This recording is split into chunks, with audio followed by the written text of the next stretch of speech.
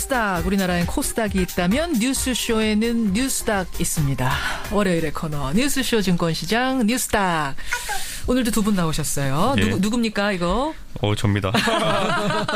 껐는데요. 일단 끄시고, 확실히 끄시고요. 네, 예, 아유, 깜짝 놀라게 정신 번쩍 나게 해주시는 이준석 바른정당 노원병 당협위원장 어서 오십시오. 예, 안녕하십니까. 세미래정책연구소 허성모 소장님 어서 오세요. 예, 안녕하세요.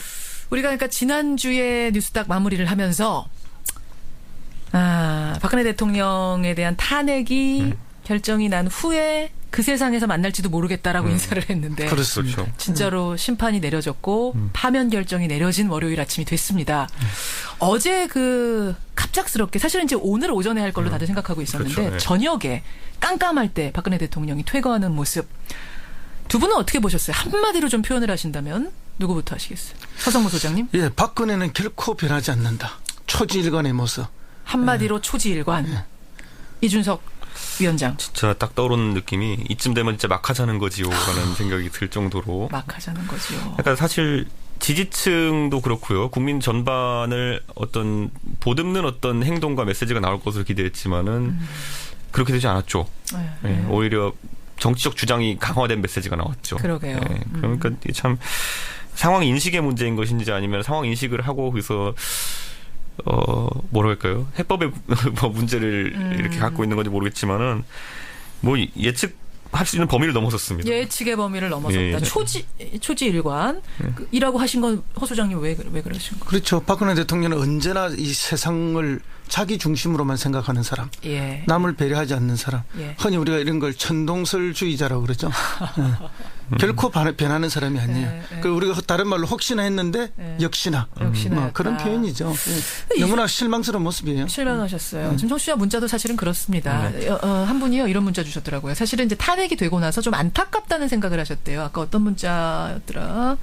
그랬는데 어쨌든 청와대를 나서야 되는 상황을 보면서 좀 그래도 안 됐다라는 생각을 하셨던 분이 있는데 마지막에 그 메시지를 듣고서는 다시 화가 났다. 이런 문자 아까 한 분이 주셨더라고요. 이런 느낌. 저는 박근혜 대통령이 그 평소에 하던 정치적 선택들을 봤을 때, 예. 그 피해자 모두의 극대화를 할 줄 알았거든요. 아하. 네, 근데 오히려 이제 불복에 가까운 메시지가 나오게 되면서 그러니까요. 사실 이제 전국은 이제 또 예를 들어 보수 진영은 괴멸 상태로 갑니다. 이렇게 되면은. 괴멸 상태로 갈 거라고. 아니 이 상태에서 예를 들어 어제 보시면은 네. 자유한국당 의원들 쫙 도열해가지고 이제 있었잖아요. 그렇죠. 근데 잘 보시면은 그때 처음에 삼성동 사저로 오늘 이동한다고 나온 게 한 5시쯤 나갔고 예. 실제 이동이 이루어진 거는 그 뒤에 한 2-3시간 정도 걸렸으니까 예. 솔직히 그게 자발적으로 나온 거면은 그 메시지 받고 다 나옵니다. 의원들. 자발적으로 아무나 갈 수 있는 거였으면. 예. 그 자발적이 아니라고 보시는 거예요? 거기 모여 있는 거. 분명히 거기 보면은 어제 제가 봤을 때는 솔직히 민경우 의원도 있었고요. 예. 역할에 맞게 다 부른 겁니다. 그거는. 부른 거라고 보세요? 찍어서? 그렇게 하지 않았다면 거기에 예를 들어 제가 솔직히 말씀드리면은 예. 어제 퇴임한다는 것이 일찍 알려졌던 것도 아니고 어허. 5시쯤 이렇게 알려졌는데 몇백 명의 지지자가 모인다는 것도 쉽지 않고요. 아까 조홍천 의원하고 같은 말씀하시네. 그러니까 그래서 연락이 갔을 거라고 보시는 거예요. 그렇죠. 미리 지지자들한테. 그리고 의원들 같은 경우에는 거기서 솔직히 가고 싶으면 더 가고 싶은 친박들이 있었을 겁니다. 있겠죠. 예를 들어 우리가 알고 있는 그 핵심 골수 분들, 진박이라고 불리는 진박이라는 분들. 네. 그런데 못 간 분들이 계시죠 지금 보면은. 그러네요. 그리고 그분들이 공교롭게도 최근에 이제 탄핵 정국에서 예. 좀 이런 표현 좀 그렇지만 애매한 스탠스를 취했던 분들은 또 못 갔습니다. 네. 그러니까 이거는 그러니까 어제 그 멤버들로 인해 가지고 예. 또 이제 서열이 한번 나눠진 겁니다. 서열이 한번 또 나눠진 우리 거다. 익히 알고 있지만 친박이라는 집단은 처음에 굉장히 거대한 그렇죠. 그러니까 19대 때도 보면은 국회의원 전원으로 시작했다가 예. 마지막에는 결국에는 아주 적은 소수의 한 20-30명 정도로 분할을 했거든요. 지금 이 탄핵을 당한 국면 속에서도 한번 또 이제 서열을 나눠가지고 충성 경쟁을 유도하는 겁니다. 지금. 그렇게 보시는 거군요. 허성무 소장님.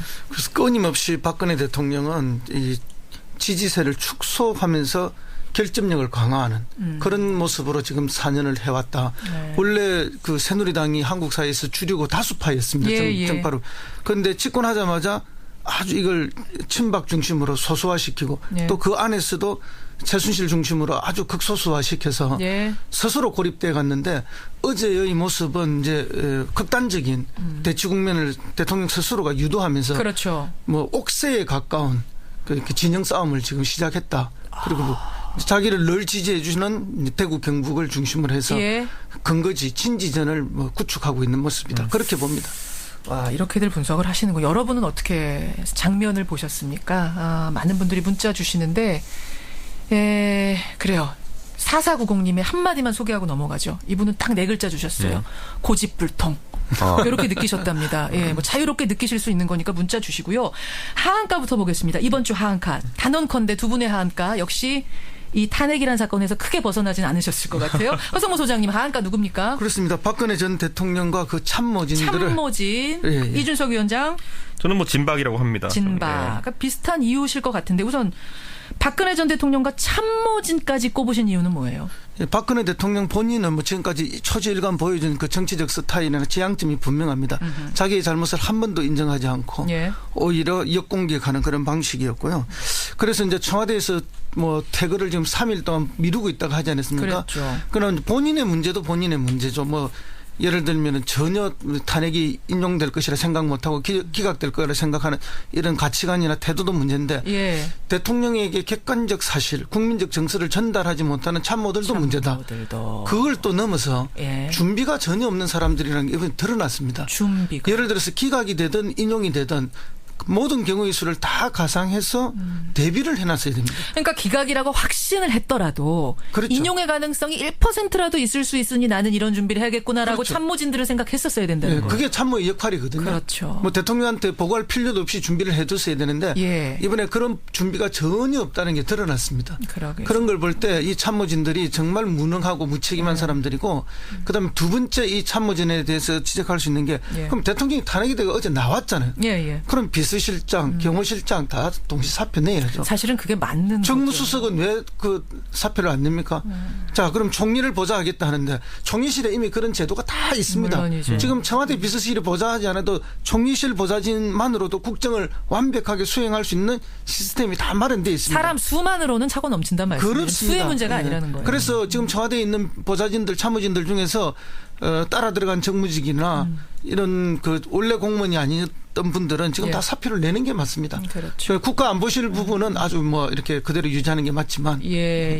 그런 상황에서 참모진들은 우왕좌왕 사흘 만에 퇴거를 하는. 그럼 박근혜 전 대통령도 사실 불편한 거잖아요. 법적으로는 대통령이 아닌데 거기에 계속 머물러야 하는 상황도. 그렇습니다. 그런데 이제 이게 박근혜 대통령의 잘못도 동시에 있는 게 참모진한테 어떤 자율성이나 준비할 수 있는 그런 것들을 지난 4년간 한 번도 준 적이 없고 오로지 극소수 몇 명 문고리들하고만 해왔기 때문에 또 이런 현상이 동시에 문고리 사라지고 최순실 사라진 상황에서 모두 다 집단 멘붕인 거예요. 그렇습니다. 사실 근데 최근에 글을 보면은 사실 2, 3일 정도 이렇게 뭐 퇴거가 지연되는 거에 대해 가지고 크게 비난 여론이 있었던 건 아니거든요. 그렇기 때문에 사실 국민들도 많은 이해를 가지고 이제 비난 여론도 있긴 있었지만은 뭐 그게 뭐 진짜 뭐 아예 그게 격화되어 가지고 진짜 뭐 퇴거를 요청하는 어떤 시위가 따로 있고 이런 건 아니었는데 그런데 그래도 일말의 기대가 있었다면 나올 때 메시지 정도는 기대했었는데 그러니까 나오는 시기보다도 나오는 형식과 그리고 나와서의 어떤 메시지가 참 미흡했다는 것이 그게 전 준비 부재라고 봐요 저는. 그리고 사실 이 상황에서 봤을 때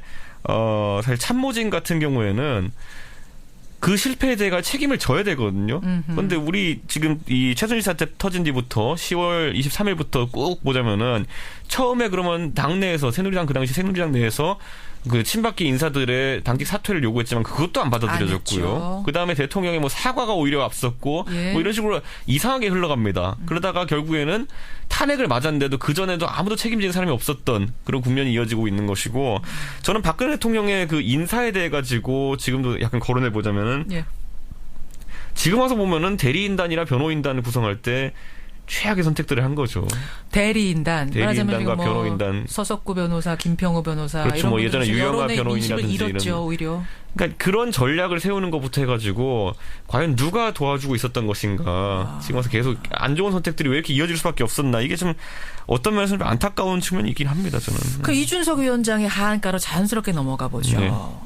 앞에서 허성모 소장은 참모진을 뽑았다면 이번 이준석 위원장은 진박을 하한가로 뽑으셨어요. 진짜 친박. 그렇죠. 이제 당청이라고 했을 때 청에서는 참모들이 돕겠지만 당에서는 이제 박근혜 대통령을 서포트하던 이제 진박들이 있는데 헌재에서 대통령 파면이 선고된 직후에 자유한국당 쪽에서 이제 바른정당 쪽으로 입당 문의한 분들이 좀 있습니다. 잠깐만요. 탄핵 선고, 그러니까 탄핵 인용 파면 결정이 난 후에 전화가 걸려왔어요. 바른정당으로. 그날 저녁에 이제 좀 협의가 들어온 부분들이 있는데 내가 자유한국당에서 바른정당으로 옮겨갈 수 있겠습니까라는 문의 협의가 들어왔다고요. 그렇죠. 전화가. 그런데 몇 명이나 됩니까? 뭐 숫자는 말할 수 없지만 대략. 뭐 십수명 정도 된다고 얘기가 들려옵니다. 십수명이 된다고요? 예, 뭐 직접 연락이 온 사람들 그보다 적지만은 그래도 마음이 동해 있는 사람은 십수명 정도 된다는 얘기가 있는데. 그래요. 근데 지금 자유한국당은 어쨌든 한번 분열을 해야 됩니다. 지금 무슨 말이냐면은 예전에 탄핵에 찬성했던 64명 중에서 아직까지 바른정당으로 오지 않은 절반 32명 정도가 지금 그렇죠. 1차적 대상이고요. 이들에게는 두 가지 선택이 있습니다. 내가 남고 진박을 내쫓던지 아니면은 내가 나와서 바른정당을 오든지. 아니 왜 같은 배는 계속 쭉 못 타고 간다고 보세요? 왜냐하면 나머지 32명 같은 경우에는 확실히 수도권 성향의 수도권 지역구를 두고 있는 그런 의원들이 많기 때문에 현실적으로 수도권에서는 지금 자유한국당 같은 경우에 굉장히 축소되어 있습니다. 지지층이. 그러네요. 그렇기 때문에 그리고 그 지지층이라는 것이 이제 남아있는 한 10% 정도 되는 지지층이 굉장히 수동적 지지층입니다. 그러니까 여론 확산을 시키기 어려운 지지층이기 확장성이 때문에 별로 없는. 그래서 앞으로 그 둘 중에 한 가지 선택해야 됩니다. 이쪽도 벼랑 끝이고 저쪽도 벼랑 끝인데. 내가 나가든 저쪽을 내쫓든. 그러니까요. 그런데 그 분화가 한번 있을 것으로 보이고 그 과정의 핵심에 보면 지금 뭐가 있냐면요. 황교안 총리 이제 사실상 출마 불가능해졌습니다. 황교안 총리 출마 불가능이라고 보세요? 저는 이 상황에서 이제 나오려면 당이 기반이 되려면 자유한국당의 지지율 정도는 유지돼야 되는데 당지지율도 푹 빠졌고요. 지금 탄핵과 함께 절반 정도 푹 빠졌고. 반토막 났습니다. 그리고 황교안 총리가 이제 선거 관리자 입장인데 그렇죠. 이번 주 중으로 선거 일자를 지정해야 되거든요. 아무리 작은 그 스텝이라 할지라도 내가 만약 뛸 생각이 있는 선수라 그러면은 선거 일자리 지정하는 것조차도 결과에 약간 유불리에 영향을 주기 때문에 진짜 나가려면 대선일 지정하기 전에 사퇴해야 됩니다. 나가야죠. 자기가 나가야죠. 날짜 정해놓고 자기가 선수로 뛰는 건 말이 안 되거든요. 그렇죠. 그래서 황교안 총리가 만약 카드가 불발되면은 자유한국당의 고민은 거기서 시작됩니다. 그러면 황교안 총리 말고 가장 그럼 대중성 있고 그나마 가능성 있어 보이는 후보는 홍준표 지사인데 홍준표 지사도 너무 그걸 잘 알아요. 내가 친박 후보가 될 수 없다는 거를. 친박에서 날 밀어주진 않을 거라는 걸. 홍준표 지사는 한 번도 남한테 뭐 어떤 브랜드를 달고 갔던 적이 없고 그냥 뭐 범친이적인 성격은 있었지만은 그렇죠. 이분 성격은 그래도 독고다이라고 우리가 표현하는 독불장군식. 요 표현은 지양해 주시고 지방용 독불장군 스타일이기 때문에 이 독불장군 스타일에 있어가지고는 진박도 부담스러워합니다. 그래서 이분을 대통령 후보로 선출하기를. 그렇기 때문에 아마 이런 부분에 있어가지고 자유한국당이 후보 내는 게 지금 쉽지가 않다. 낸다 하더라도 아주 강력하게 결합된 당과 결합된 형태의 후보는 아닐 것이다. 그러니까 살기 위해서 내는 후보일 것이다라는 생각이 많이 들게 되는 거죠. 그러니까 자유한국당은 일단 나가려는 의원들이 지금 꽤 많아질 거고 거기다 후보도 마땅치 않은 황교안 총리조차 후보 카드로 잃어버리는 상황 상당히 어렵습니다. 제가 이거 어제 들은 얘기는 그저께 분석인데 어제 박근혜 대통령이 진박 서열 한번 또 세워 주문이 내가지고 동요는 더 심해집니다. 얼마까지 나올 수 있다고 보세요? 자유한국당에서 탈당할 수 있다고 보세요? 뭐 제 생각에 자유한국당에 있는 의원들이 좀 위기의식 느낀다면은 어제 간 사람 빼고 다 나와야 됩니다. 진짜. 그 희망사항이시고 실제로는 한 30명은 나오겠습니까? 그렇게 되긴 좀 어렵다 봅니다. 저는. 30명까지는. 수도권 지역의 의원 다 합치면 한 15에서 20 정도 나오지 않을까 생각합니다. 그분들은 다 문의 전화 하셨군요. 전화는 다 개별로 한 건 아니고요. 상식선에서. 알겠습니다. 허성무 소장님도 지금 고개 끄덕끄덕 하셨어요. 동의하고 있습니다. 대선판 이렇게 흔들릴 거다. 그리고 영남 특히 대구 경북 위주로 매우 이제 이렇게 축소될 것이라 그렇게 축소될 것이다. 황교안 총리의 출마 얘기 지금 나온 김에 앞에서 우리가 그 윤여준 장관하고 김종인 전 대표 얘기를 잠깐 했거든요. 김종인 전 대표 출마는 어떻게 예상하세요, 허 소장님? 뭐 이렇게 언제까지 버리고 탈당했을 때는 자기가 그런 각오를 가지고 탈당했을 거라고 확신합니다. 그러나 이제 본인은 그런 희망을 가능하게 갖고 있지만 그리고 헌법 개정하면서 뭐 3년짜리 대통령 이렇게 하고 그다음에 이제 대통령 후보를 내지 못하는 당연들은 이제 총리와 2개의 부총리 자리 3정성을 나누어주고 또 27개 가량 되는 장관직들을 나누어주는 이런 배분을 통해서 자기가 후보가 되려고 하는 그런 명백한 의사는 가지고 있다. 그러나 그것이 실현될지 안 될지는 지켜봐야 할 것이다. 이렇게 그렇게 봅니다. 나가는 거는 확실해 보이는데 진짜 그렇게 될진 모르겠다. 그렇습니다. 그런 구상을 갖고 움직이는 건 확실한데 그게 이제 현실화될지는 좀 더 지켜볼 필요가 있다. 그렇게 보입니다. 이준석 위원장 동의하세요? 뭐 나오실 겁니다. 왜냐하면 지금 이제 나이가 있으시기 때문에 정치적으로 판단하셔야 되는 시기고 비슷한 맥락으로 손학규 후보도 나왔고 그리고 정운찬 총리도 이제 대선 전에 뛰어든다고 하는 것으로 봤을 때 이번에 또 70대 그룹이 하나 또 생긴 것 같습니다. 이제 70대 그룹. 그러니까 그 아까 말씀드린 거 언급드린 세 분이 70대 그룹이 하나 생긴 것 같은데 이분들이 나름대로 가진 장점들도 또 있습니다. 예를 들어 김종인 대표 같은 경우에는 아까 말했던 개헌 구도라든지 이런 것들에서 본인 임기 단축을 제일 먼저 얘기를 했었거든요. 그렇죠. 그렇기 때문에 그런 부분이 유권자에 어떻게 먹힐지는 지켜봐야겠습니다. 결과는 모르지만 나올 건 확신한다. 두 분 다. 이 구도가 왜 생기냐면요. 지금 1등, 2등, 3등 정도 후보군 4등 정도까지 안철수 후보까지 포함해가지고 안철수, 이재명, 안희정, 문재인 이 네 분 빼고는 지지율이 2, 3%대를 벗어나지 않고 있다 보니까 5등 후보는 꽤 쉽게 될 수 있는 구조예요.